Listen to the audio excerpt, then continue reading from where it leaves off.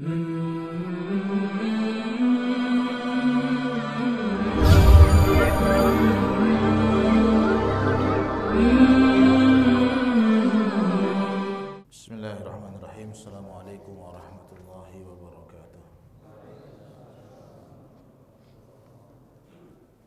Alhamdulillahi wa bihi nasta'inu ala umuri dunya waddin, wa sallallahu wasallam wa baraka ala nabiyyina Muhammadin wa ala alihi wa man tabi'ahum bi ihsan amma ba'd. Qala Allah Ta'ala fil Qur'an alladzina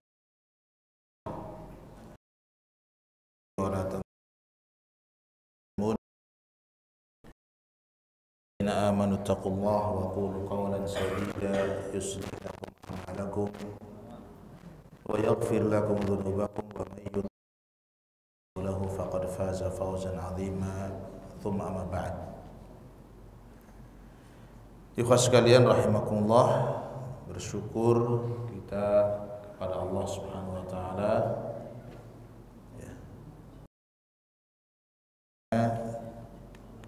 atas rahmatnya, nikmatnya kita bisa kembali melanjutkan kajian kita di setiap hari Selasa sore ya, sebagai salah satu bagian dari kewajiban kita seorang muslim untuk senantiasa talabul ilmi, ya, senantiasa belajar,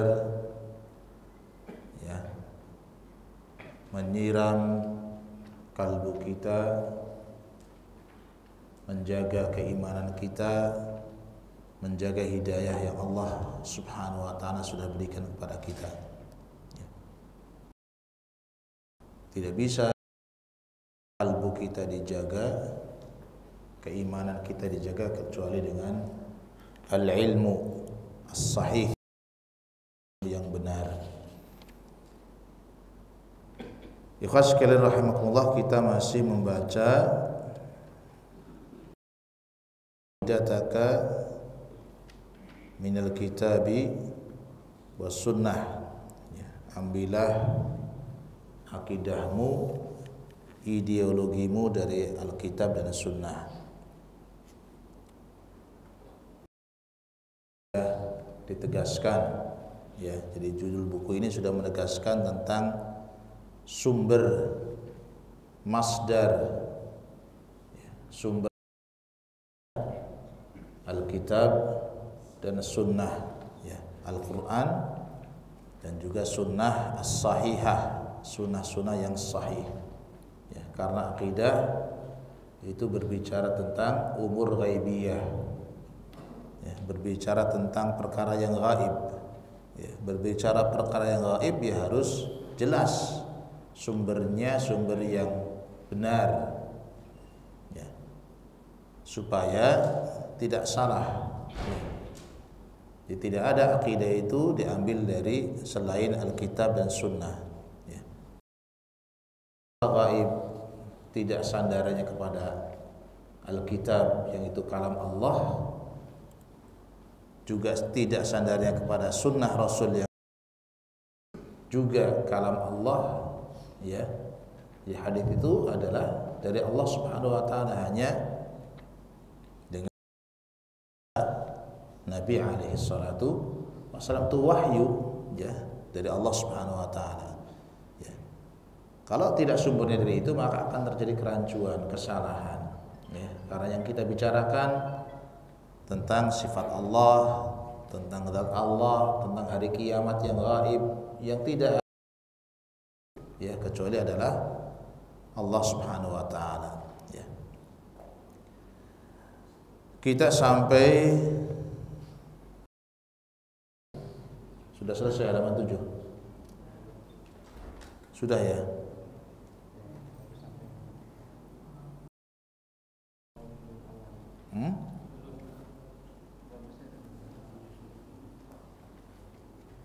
Pertanyaan ke-7 sudah.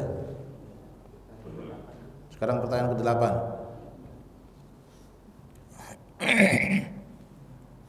Ya. Jadi kita sedang berbicara tentang anwa'ut tauhid wa fawaiduhu. Berbicara tentang jenis-jenis tauhid dan faidah-faidahnya. Ya. Ada 3 tauhid. Ada tauhid ar-rabbi atau tauhid rububiyah, yaitu mengesahkan Allah dalam hal yang kaitannya dengan perbuatan Allah. Perbuatan Allah itu apa? Mencipta. Perbuatan Allah adalah mengatur alam semesta.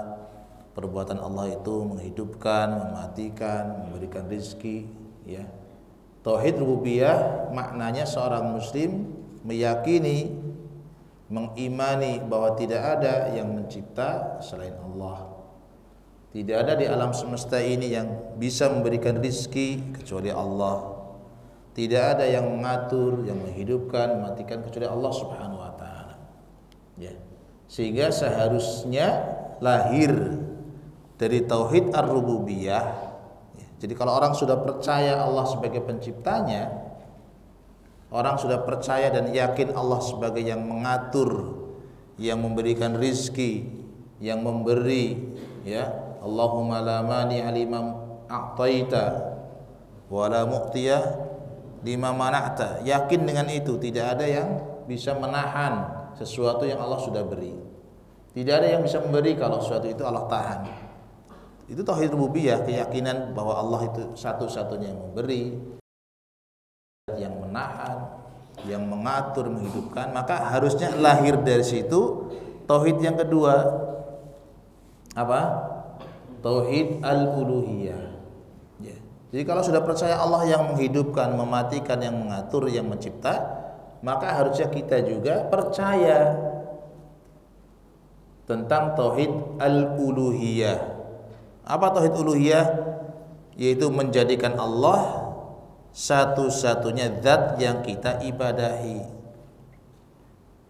Ya. Jadi gak nyambung, aneh kalau orang percaya Allah yang menciptanya, itu Allah itu Ar-Razzaq yang memberikan rezeki, lalu mencari rezekinya mintanya bukan kepada Allah, hanya tidak kepada Allah. Ya. Dengan in zulmun azim. Syirik itu kezaliman yang besar. Kenapa kezaliman yang besar? Ya, karena seorang manusia menempatkan ibadah bukan pada tempatnya. Ya, ngasih ibadah bukan kepada zat yang. Apa andilnya? Apa pohon? Sehingga kemudian pohon itu harus diagungkan. Pohon itu harus kemudian dikeramatkan. Pohon itu kemudian, ya, orang duduk bersimpuh di situ. Emang mencipta kita? Kita enggak.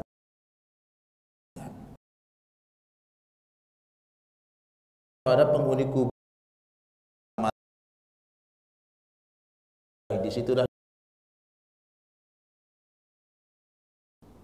Apa andilnya penghuni kubur itu kepada kita yang hidup? Pernah mencipta kita? Pernah nolong? Enggak. Maka syirik itu adalah kezaliman. Ya. Sehingga Allah mengkritik itu, Allah nyentil orang-orang yang suka berbuat syirik itu.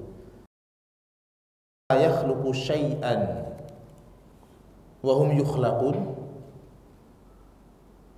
Ayusyrikuna man la yakhluqu syai'an wa hum yukhlaqun. Apakah mereka mempersekutukan Allah dengan sesuatu yang la yakhluqu syai'an, sesuatu yang tidak pernah menciptakan sedikit pun, nggak pernah mencipta. Batu besar nggak bisa mencipta, kenapa dijadikan? Pohon besar dijadikan tandingan bagi Allah. Malaikat, ini malaikat. Seandainya malaikat juga dijadikan tandingan bagi Allah, Allah katakan ayusyrikuna ma la yakhluqu syai'an. Apakah malaikat itu mencipta? Nggak mencipta. Kenapa kemudian orang mintanya kepada malaikat? Wahum yukhlaqun. Justru mereka itu adalah dicipta. Ya, Tuhan selain Allah kan dicipta. Iya enggak? Batu dia jadi bentuk apa? Macam-macam bentuknya. Ogoh-ogoh mungkin bentuknya. Lalu di ibadah itu, ketika di sungai masih bentuknya batu, nggak ada orang ibadah, begitu jadi bentuk apa? Buto ijo kah? Sembah. Ayusyriku wa hum yukhlaqun. Ya. Jadi tauhid rububiyah harus menghantarkan seseorang untuk beriman kepada tauhid al-uluhiyah. Kita nyembah itu ya Tuhan yang memang mencipta kita. Ya. Kita menyembah Tuhan yang memang memberikan kita rezeki. Ya. Tuhan yang menolong kita. Ya. Bukan Tuhan yang gak bisa nolong, bahkan dia ditolong oleh penyembahnya. Ayusyrikuna ma la yakhluqu syai'an wa hum yukhlaqun. Ya'una nasra. Ya. Yastati'una nasra anfusihim. Mereka itu gak bisa nolong diri mereka sendiri, gak bisa. Patung itu yang disembah gak bisa nolong diri sendiri. Hujan ya kehujanan, emang bisa tolak hujan? Karena dia Tuhan yang dipertuhankan, lalu begitu hujan airnya minggir sendiri gitu, kan enggak. Bisa nolak panas gitu, ketika siang hari terik, lalu kemudian karena dia itu adalah patung yang dipertuhankan manusia, lalu panasnya tidak sampai. Ya. La yastati'una.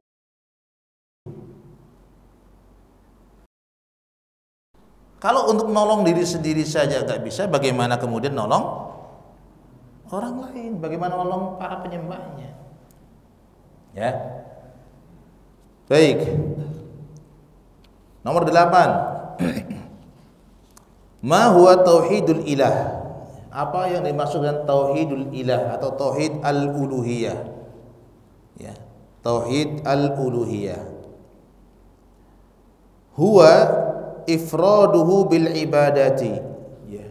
Tauhid al-uluhiyah atau tauhidul ilah adalah mengesahkan Allah dalam hal ibadah. Artinya menjadikan Allah satu-satunya zat yang berhak diibadahi dengan berbagai macam jenis ibadah.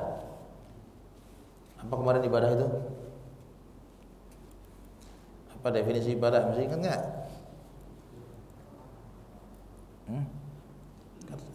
Bahasan pertama itu tentang ibadah.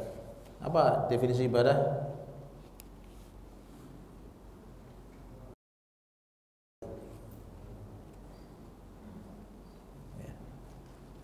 Ibn Taimiyah rahimahullah ta'ala mengatakan, ya, ibadah itu ismun jami'un, sebuah nama ya yang menghimpun likulli untuk segala apa yang Allah cintai, segala apa yang Allah ridhoi, minal aqwal wal af'al, mau bentuknya ucapan, bentuknya perbuatan, ya, yang zahir ataupun yang batin. Ya. Ibadah itu diberikan kepada Allah. Baik ibadah qalbiyahnya kita berikan hanya kepada Allah. Ibadah qalbiyah apa contohnya? Ibadah qalbi, cinta, al-khauf, rasa takut. Rasa takut kecuali takut itu kepada Allah Subhanahu. Takut yang dengan takut itu zat yang ditakuti itu hanya kepada Allah. Ya. Cinta hanya untuk Allah SWT. Ya. Cinta dalam arti bahwa zat yang kita cinta itu sampai pada tingkat diagungkan. Ya, itu hanya untuk Allah Subhanahu wa taala. Ya. Sehingga apapun selalu didahulukan. Ya. Itu hanya Allah, ya. Karena saking cintanya kita, maka segala apapun yang diinginkan oleh yang kita cintai, maka kita prioritaskan. Siapa yang boleh begitu? Hanya Allah. Ya. Apalagi ibadah hati.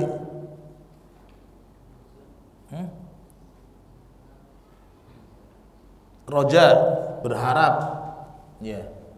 Ar-roja, pengharapan kita, tawakul kita, ya, hanya kepada Allah Subhanahu wa taala. Enggak boleh kita bersandar kepada selain Allah. Tawakul kita kepada Allah.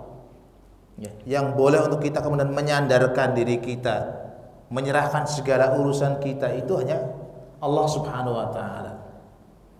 Ya. Karena itu ibadah qalbiyah. Ya. Jangan sampai kemudian kita serahkan urusan kita kepada selain Allah, kepada jimat. Ya. Pokoknya urusan selamat saya ada pada jimat ini. Nggak boleh. Ya. Tawakul itu kepada Allah, dan itu yang kita baca. Ya, bismillahi tawakkaltu 'ala Allah la haula wala quwwata illa billah. Bukan kepada jimat. Ya.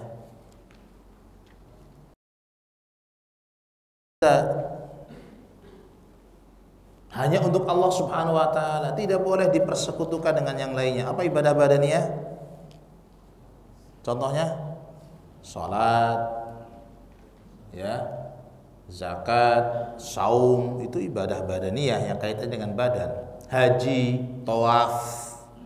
Ya, tawaf itu untuk Allah. Ya. Ada ibadah maliyah, kaitannya dengan harta. Apa ibadah maliyah? Ya, itu ibadah maliyah juga. Zakat, ya, karena harus ada yang dibeli. Ya. Nah, ini semua adalah diberikan kepada Allah Subhanahu. Huwa ifraduhu bil ibadati.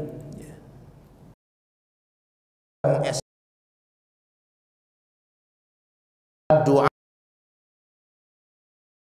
contohnya berdoa, ya, doa ibadah badaniyah, qauliyah, ya, yang dilakukan oleh badan, dan juga adalah apa?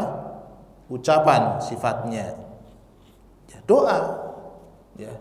Dan ini adalah ibadah yang paling banyak terjadi kesyirikan padanya.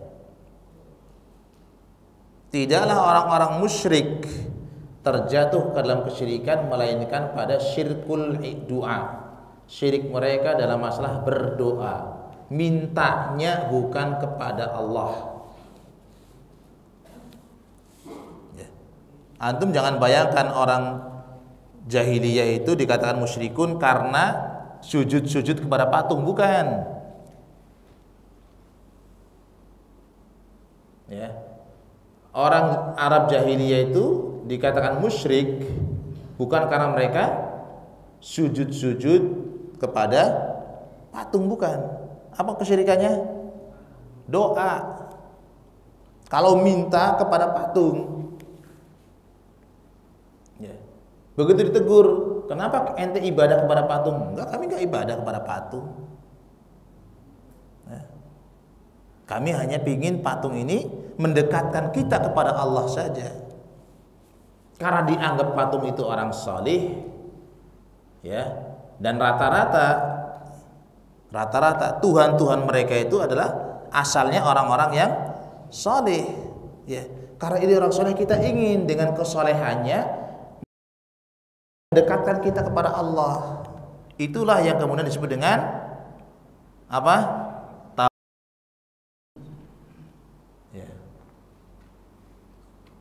Jadi kalau ditanya, kenapa ente ibadah kepada patung? Kami enggak beribadah. Mana na'buduhum, kami enggak nyembah mereka kok. Illa liyuqarribuna ilallahi zulfa. Kecuali hanya kita ingin supaya mereka mendekatkan kita kepada Allah, supaya doanya lebih cepat terkabul. Itu orang musyrik dulu. Jadi kalau nyari Tuhan memang dipilih Tuhan-Tuhan itu yang punya background bagus sebelumnya. Lata itu orang soleh, orang yang dikenal baik sebelumnya, suka bikin adonan roti dibagi-bagi kepada orang yang haji. Begitu mati orang-orang kehilangan, dibuatlah patungnya, orang kemudian nongkrong-nongkrong di situ. Uzza katanya dari kalimat aziz dan seterusnya. Ya, Yahuth, Ya'uq, Nasr, Suwad, Wad itu orang-orang saleh. Ya. Hari ini apa saja jadi Tuhan. Benar nggak? Bisa jadi Tuhan yang nggak tahu apakah dia asalnya orang soleh atau nggak soleh. Bahkan mungkin benda-benda mati pun jadi Tuhan. Jenglot jadi Tuhan. Apa itu jenglot? Ya. Makanya sering dikatakan, ya kalau untuk membaca Kasyfus Syubuhat misalnya, dikatakan bahwa kesyirikan di zaman ini lebih parah daripada kesyirikan di zaman jahiliyah. Di zaman jahiliyah yang dikatakan Tuhan itu, yang mereka pertuhankan, dipertuhankan. Para nabi-nabi yang sudah meninggal dipertuhankan. Orang-orang soleh. Hari ini apa saja di Tuhan? Yang tikusnya disembah, ya kan? Monyetnya disembah, sapinya bukannya disembah, ya, tainya jadi rebutan, ya, kencingnya buat diminum, buat cuci muka. Aduh, ya. Lebih buruk kesyirikan hari ini daripada kesyirikan di zaman jahiliyah.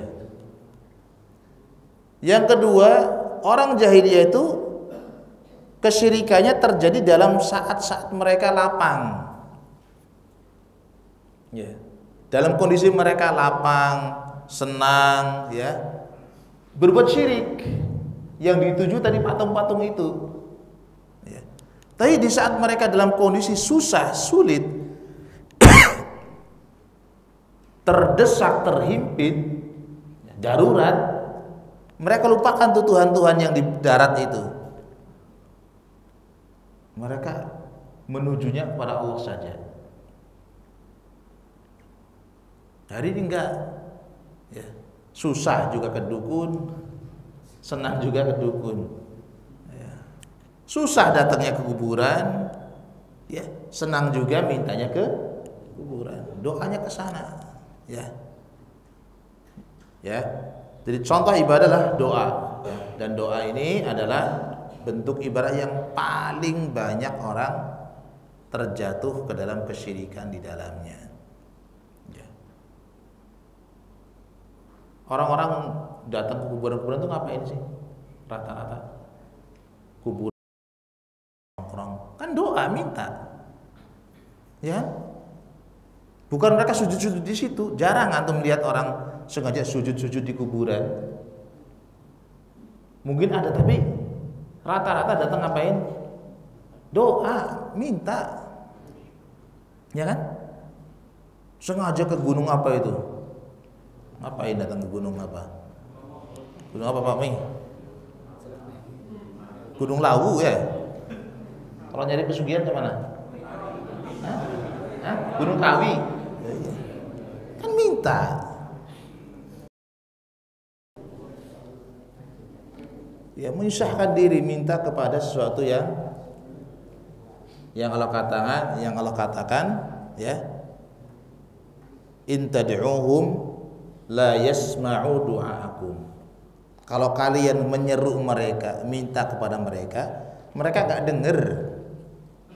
La yasma'u du'aakum. Orang-orang yang minta ke kuburan itu, ya, mau minta kayak apapun Allah katakan la yasma'u du'aakum. Mereka enggak dengar permintaan kalian, doa kalian enggak didengar.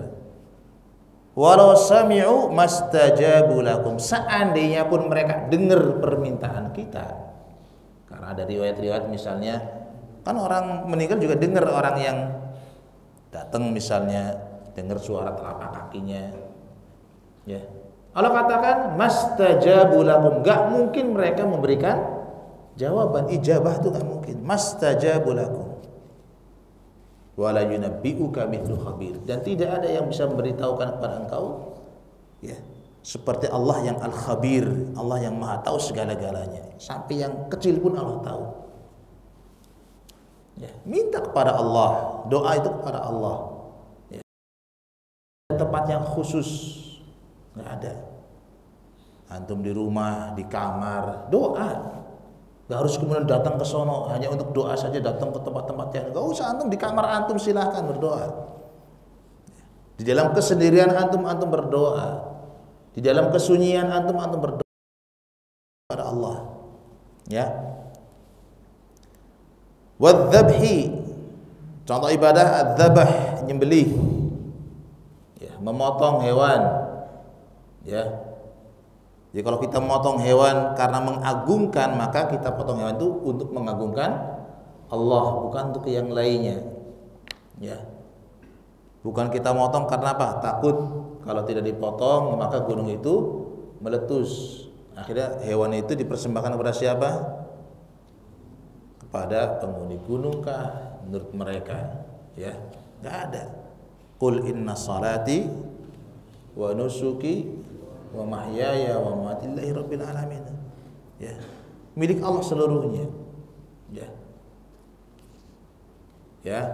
Jadi memotong adzabah itu adalah untuk Allah. An-nadzar, sama orang bernazar, tidak bernazar kecuali karena Allah dan untuk Allah Subhanahu wa taala. Ya, walaupun nazar itu ya makruh, ya enggak perlu antum nazar-nazaran ya. Hanya karena ingin melakukan ibadah lalu nazar dulu, gak usah. Kalau saya sembuh, saya nazar mau sholat, gak usah. Antum sholat saja supaya antum sembuh. Ya. Nanti kalau saya sembuh saya sedekah 1 juta untuk Masjid Riyadhus Shalihin. Ya. Antum sedekah, insya Allah antum sembuh dengan sedekah itu. Makanya nazar itu la yakhruju illa min bakhil, ya. Nazar itu katanya tidak keluar kecuali dari orang yang bakhil. Ngapain orang sedekah nunggu sembuh? Jadikan ibadah kita justru sebab untuk kita mendapatkan kesembuhan. Qala Allah Ta'ala, Allah berfirman surat Al-Baqarah, wa ilahukum ilahun wahid, dan Tuhan kalian adalah Tuhan yang satu.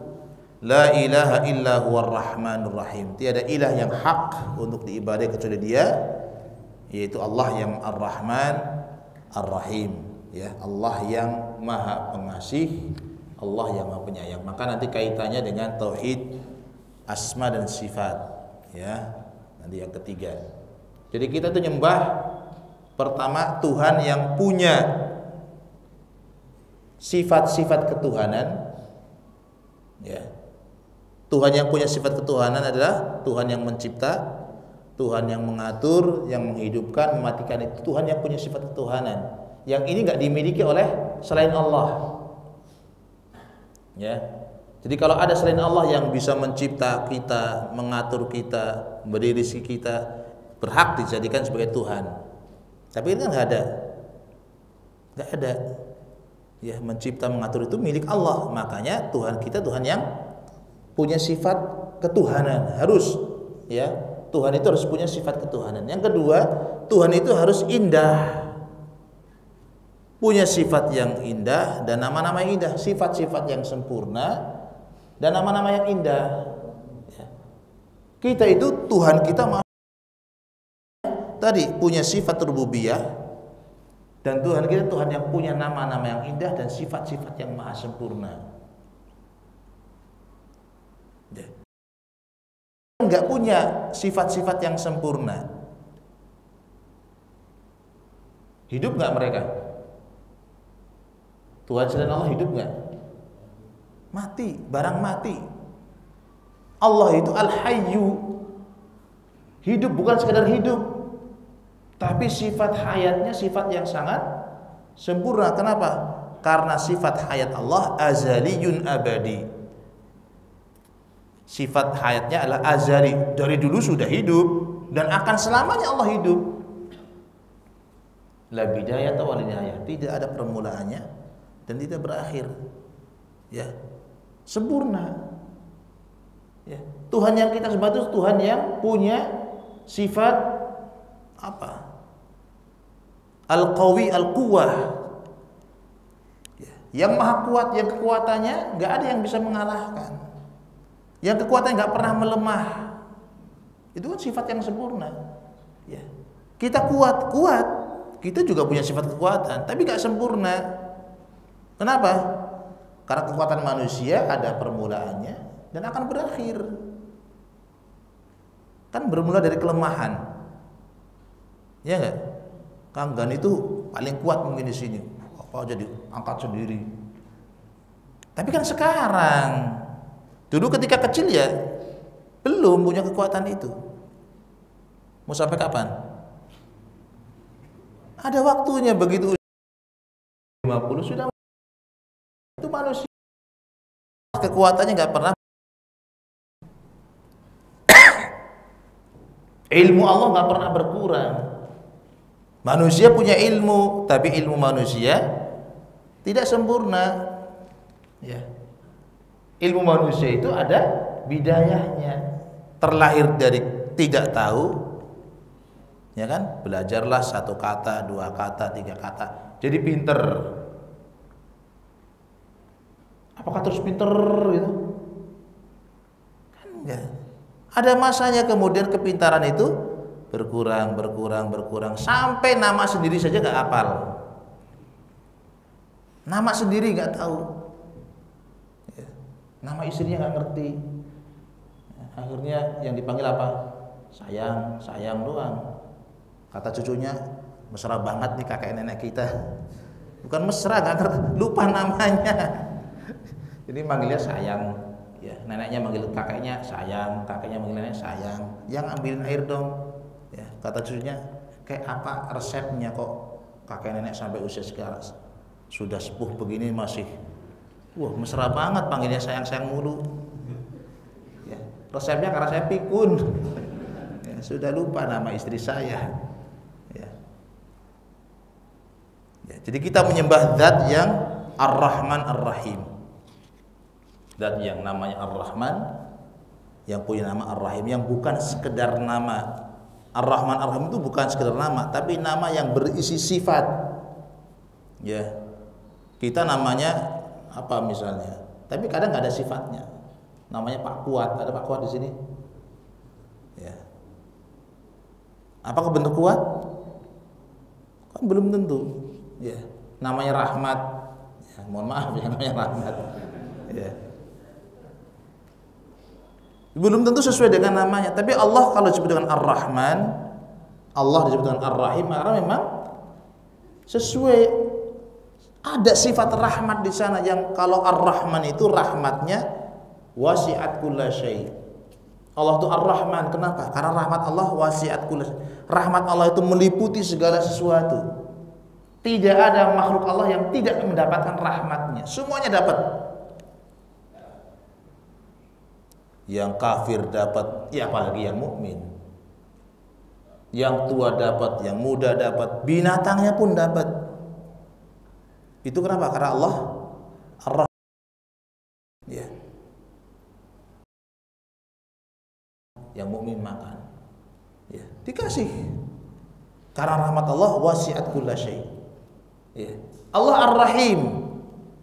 Kenapa Ar-Rahim? Karena Allah juga penyayang, tapi Ar-Rahim ini khusus nanti untuk orang-orang beriman saja. Ya. Untuk orang kafir kasih Ar-Rahman, rahmat yang luas. Tapi rahmat yang spesial ini nanti untuk orang beriman. Itulah Ar-Rahim.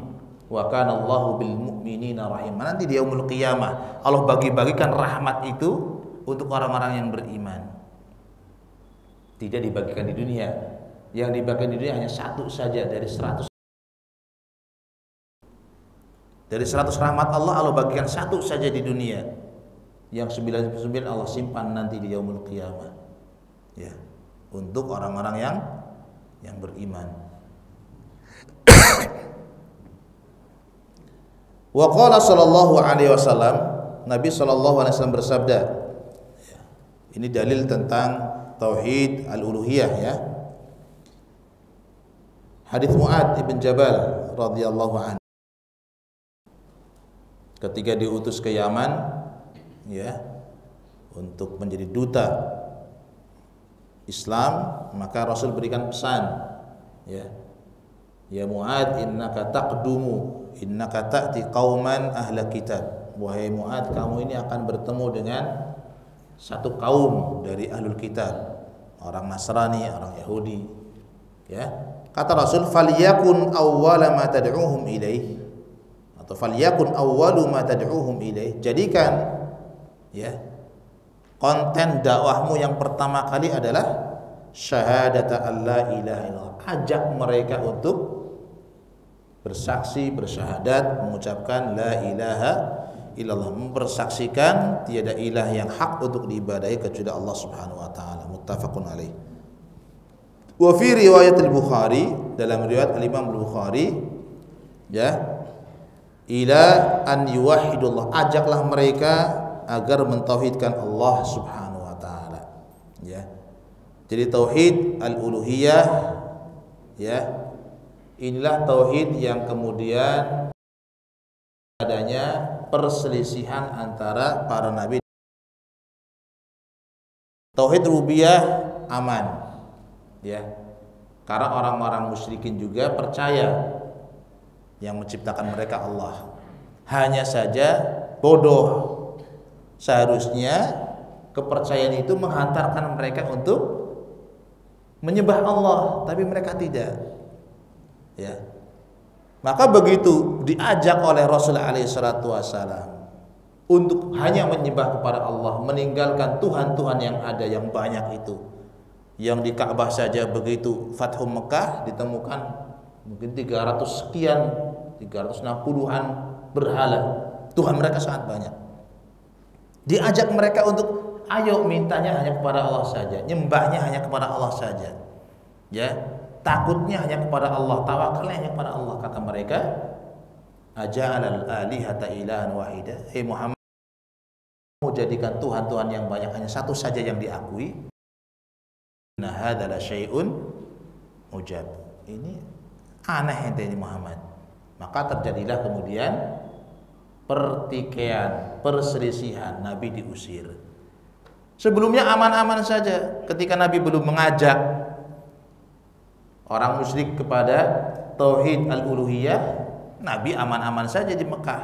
Bahkan Nabi dianggap sebagai al-amin. Mereka percayanya luar biasa kepada Nabi SAW.